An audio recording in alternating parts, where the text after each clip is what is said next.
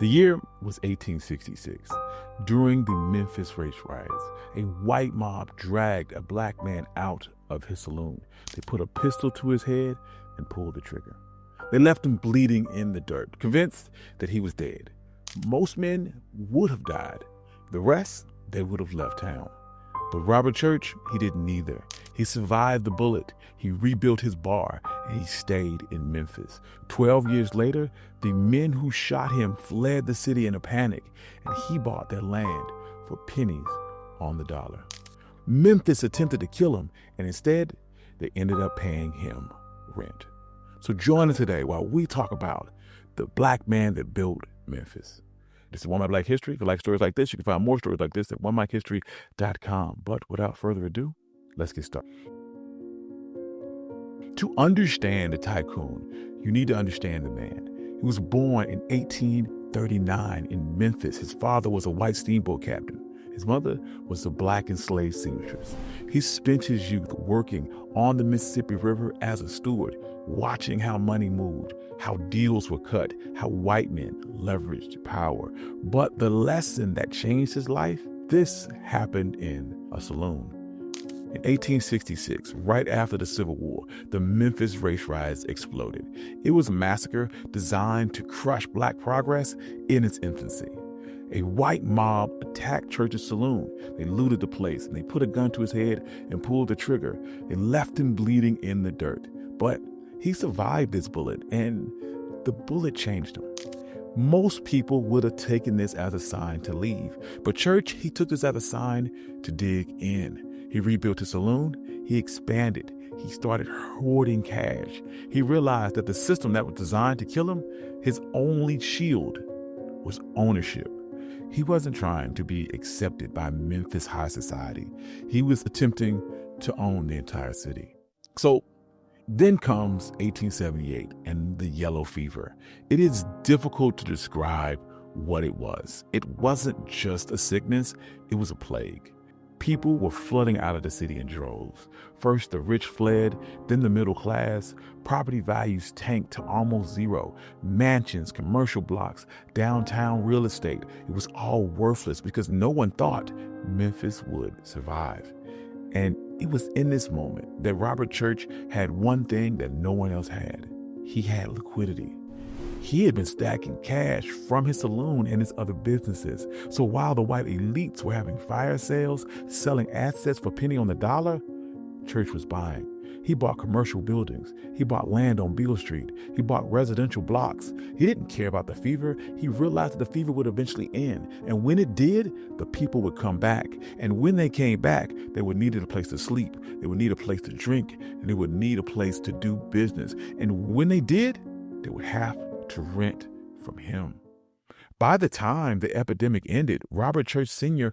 owned a massive chunk of Memphis. The very people who refused to even shake his hand were now signing monthly rent checks out in his name.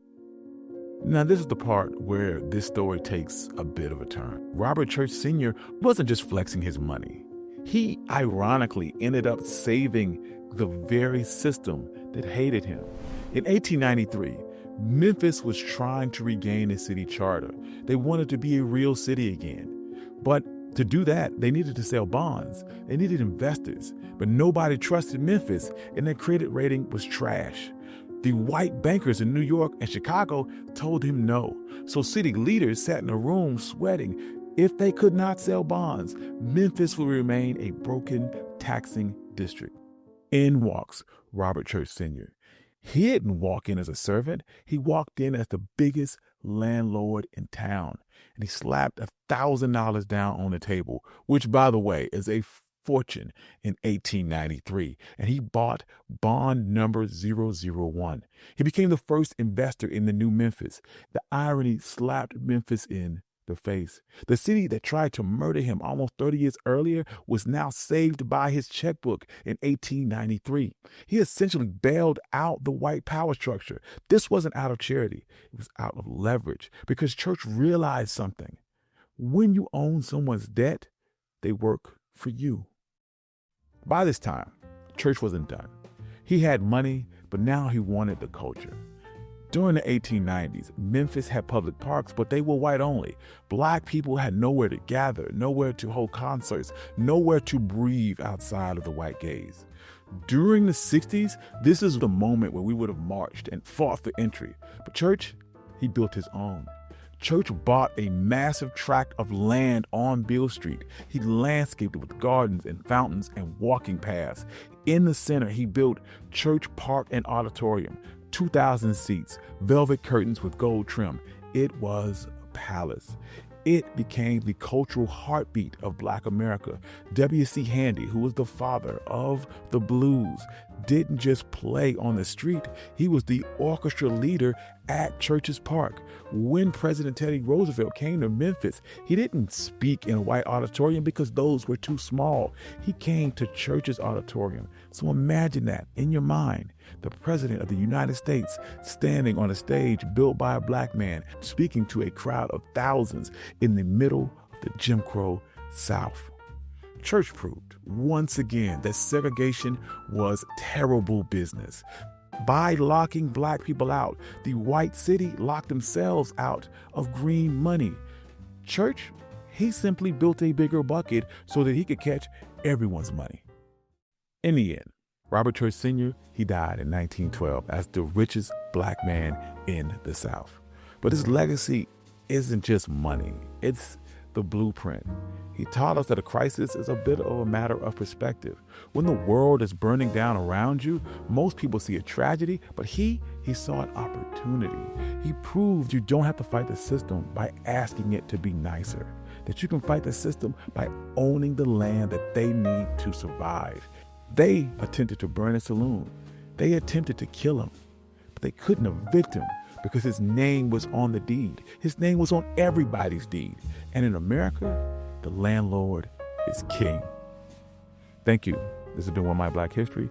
I'm your host, Country Boy, and this has been the story of Robert Church Sr. If you like stories like this, you can find more stories like this at onemikehistory.com. Also, you can join me at my Substack. I post notes every day, articles every single week.